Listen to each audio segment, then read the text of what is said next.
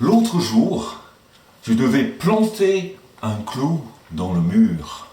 Et donc là, j'ai pris mon clou, j'ai pris mon marteau et j'ai commencé à taper. Plaf, plaf, plaf. Et tout d'un coup, plaf, j'ai tapé mon doigt. Aïe, aïe, aïe, aïe, aïe, aïe. Et malheureusement, de l'abondance de mon cœur, une mauvaise parole est sortie.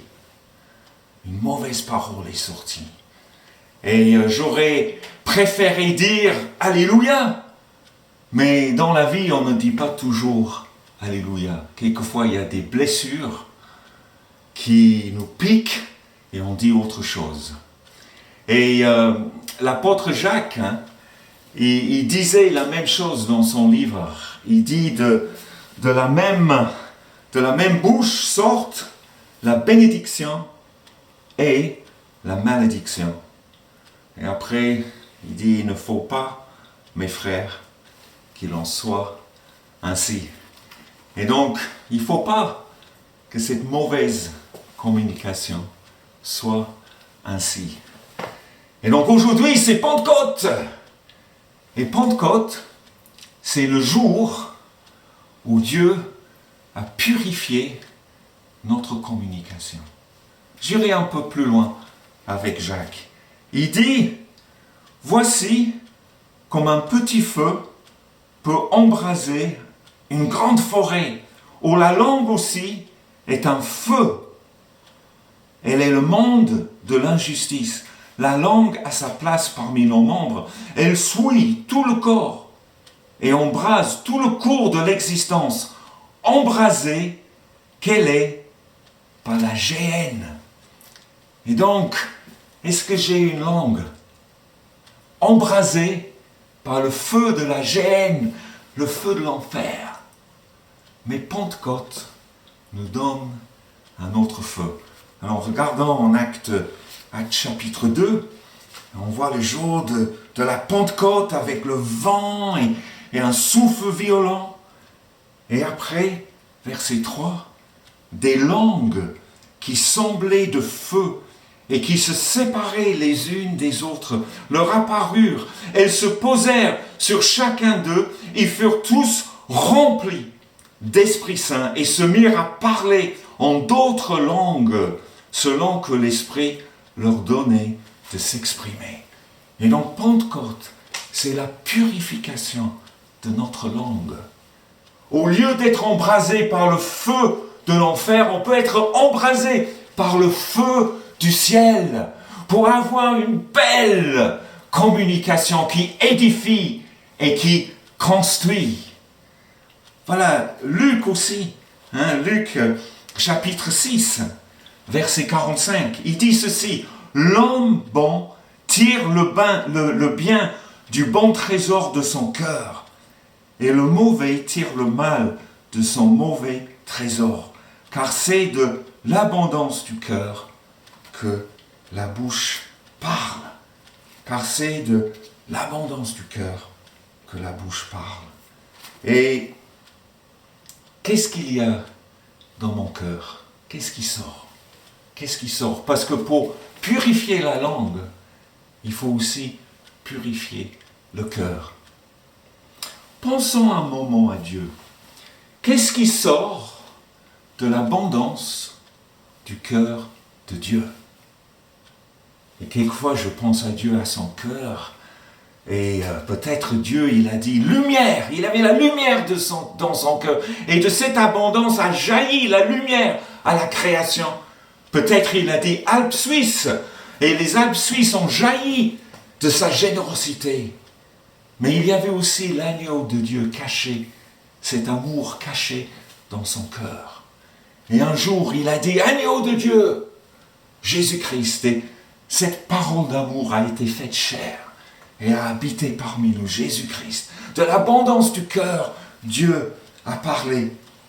Mais Pentecôte, c'est aussi le jour où Dieu a mis l'abondance de son cœur dans le petit cœur de l'homme. Et c'est magnifique parce que ce jour-là, il y a une explosion du cœur de Dieu. C'est la naissance de l'Église. Et Dieu a fait naître l'Église en mettant son cœur, l'immensité de son cœur, dans ces petits cœurs humains par le Saint-Esprit. Et quelle explosion missionnaire, quelle explosion de vie! Parce que ce jour-là, il y avait les gens qui représentaient les nations.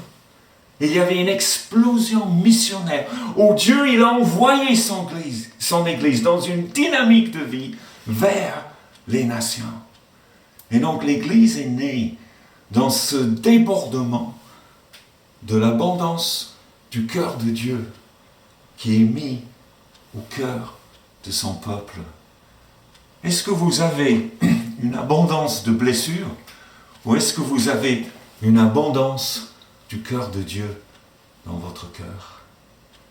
Et donc, Pentecôte, c'est la purification de notre communication, mais c'est aussi le jour où Dieu a mis son cœur missionnaire, dynamique au cœur de l'Église. Et Pentecôte donne naissance au premier multinational.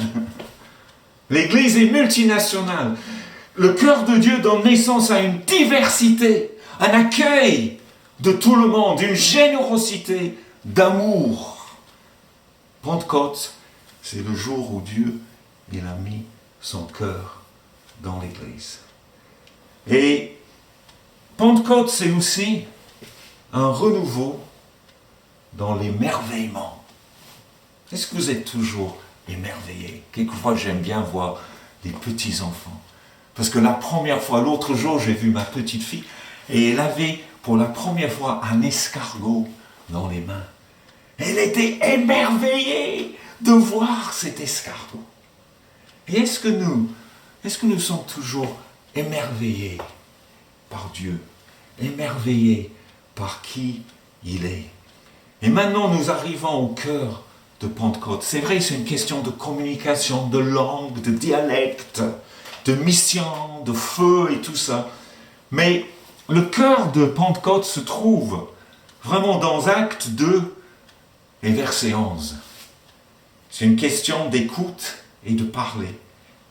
Et verset 11, Acte 2, nous lisons, nous les entendons parler dans nos langues des merveilles de Dieu. Des merveilles de Dieu. Dieu est merveilleux.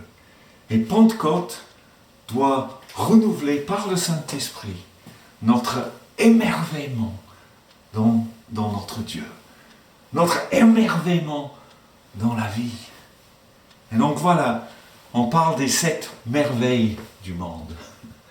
Et donc moi j'aimerais vous donner 7 émerveillements que vous devez porter dans votre cœur pour Dieu. Est-ce que vous êtes toujours émerveillé par sa providence? Sa providence dans la création et son choix pour Israël.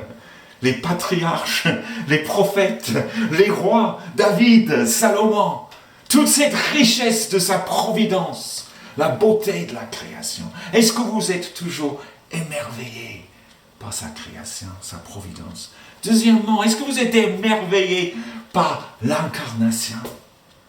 L'humilité de l'incarnation, la kénose, le dépouillement de Dieu. Dieu est devenu un homme, il n'est pas resté loin de nous, mais il est devenu un homme. Est-ce que vous êtes émerveillé par cette incarnation? Dieu est devenu un petit bébé dans le corps d'une femme vierge, Marie. Quel émerveillement! Et il y avait aussi, troisième chose, l'émerveillement des miracles de Jésus, de la vie de Jésus, de l'enseignement de Jésus. Est-ce que vous êtes toujours émerveillé par ce miracle où il a guéri un homme né aveugle né? Incroyable! Il a marché sur l'eau. Quelle merveille! Il a fait sortir Lazare du tombeau. Et son enseignement, aimez vos ennemis. Et sa vie sans péché, quelle merveille!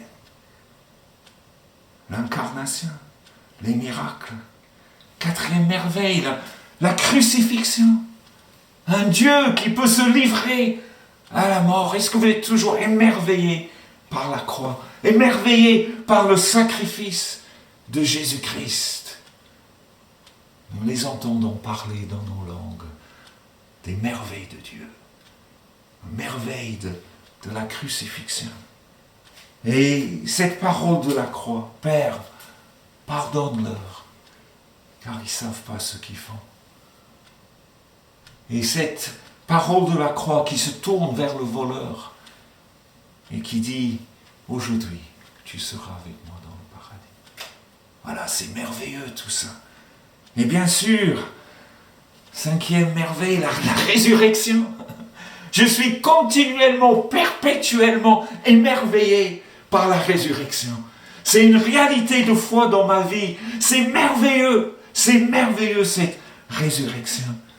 Et bien sûr, il y a aussi l'ascension. Sixième merveille. Que Dieu, il prend, après avoir pris la place la plus humiliante, il prend la place la plus élevée pour régner à la droite de Dieu, le Père, pour les siècles des siècles. Afin qu'au nom de Jésus, tout genou se courbe et toute langue confesse que Jésus-Christ est Seigneur. Quelle merveille! C'est merveilleux. Nous les entendons parler dans nos langues des merveilles de Dieu. Que ce Pentecôte vous renouvelle dans l'émerveillement. Mais il y a une septième merveille que j'ai gardée pour la fin. Et ça, c'est la merveille de la grâce de Dieu. Le don gratuit de son amour. C'est John Newton, qui était ancien esclavagiste. Lui, il a écrit ce chant, grâce merveilleuse. Amazing grace. Amazing grace. Est-ce que cette grâce est toujours merveilleuse sur ta vie? Là où le péché s'est amplifié, la grâce a surabondé. Tu sais, Pentecôte, c'est ce cadeau de grâce sur nos vies. Une grâce qui brûle en nous comme un feu. Une grâce qui nous communique le cœur de Dieu. Une grâce qui purifie notre langue. Une grâce qui nous donne l'émerveillement. Et donc, sois renouvelé dans la grâce. Que Dieu peut t'utiliser. Quelle grâce! Il peut t'utiliser comme tu es. Quelle grâce, quelle grâce. Et quand je vois l'église de la Planoise, l'église CP de la Planoise, c'est une église remplie de grâce. Toutes ces semaines, j'ai été tellement béni par vos clips vidéo. Quelle créativité! Bravo pour l'adoration, la louange, les prédications, la solidarité, les témoignages.